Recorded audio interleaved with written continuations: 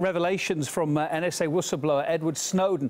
He claims Britain collects, stores and shares data from monitoring global email and social networks with US security agencies. Let's get more of this from RT's Tessa Asilla in London and GCHQ in Washington, D.C. Evening to you both. Tessa, if I can start with you first. This is a new twist then to the leaks on global surveillance we've been getting in the last few hours. Bring us up to speed.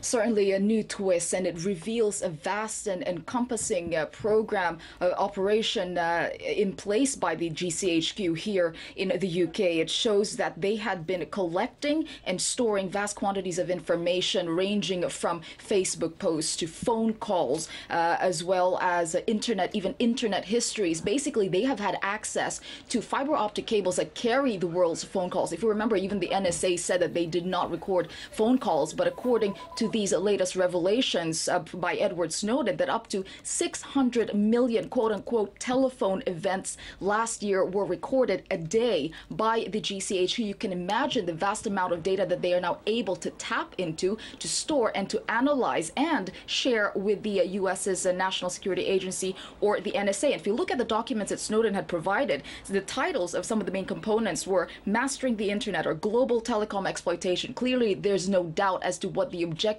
of these programs were, having put them in a place. And also the fact that the technology exists right now and that they have been in place for the last 18 months is really a terrifying thought for private citizens, because this kind of vast and encompassing kind of technology does not distinguish between innocent private citizens and targeted suspects. And that has brought up the concern, of course, of security versus infringement of privacy. And also there's another point to be made here, that the Guardian believes and reported that about the people who had access to the GCHQ's database were about 850,000 NSA employees and private contractors with top security clearance. That's a lot of people with access to private information of UK citizens and beyond. And also, according to Edward Snowden, the GCHQ have been even worse than the US in their spying efforts here.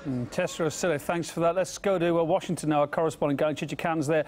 Gani, on top of these revelations we're hearing now tonight, of course, we've also only just been learning more about the US and the fact, of course, it's no stranger to sweeping surveillance from the revelations that have come out in the past few weeks.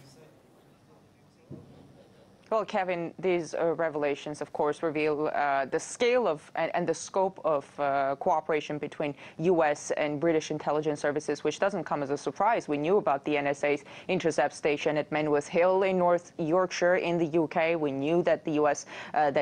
And British spy agencies have worked very closely. But from these revelations, we learned how data collection has evolved and how dramatically it has expanded over the years. One internal document quotes the head of the NSA, General Keith Alexander, on a visit to the NSA's intercept station at Menwith Hill in the UK. So here's the head of the NSA, General Keith Alexander, in June 2008. Asking, why can't we collect all the signals all the time? Sounds like a good summer project for Menwith. U.S. officials are now up in arms, of course, defending this massive collection of data, saying nobody's listening to your phone calls or reading your emails.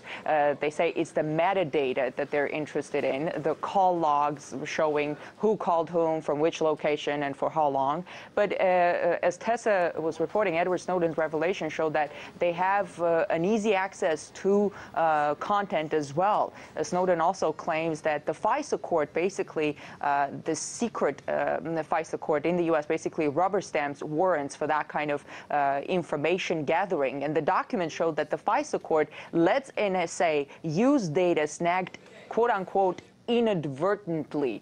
That's the word that they use. So they basically give a warrant to target suspects, but the court also says it's okay if you inadvertently, kind of accidentally, spy on millions of people. So if you accidentally collect millions of other communications, of course, the use of that word, it would be funny if it were not said. Just keeps unravelling, doesn't it? Tessa Asilla in London, GCHQ in Washington, D.C. there. Thank you both for that. And then we invite you to go to our website, rt.com, where we're keeping 24/7 up to speed on this story. Latest from America coming in overnight as well, as we get more on it. Also, we invite you to join in the debate on our Facebook page too.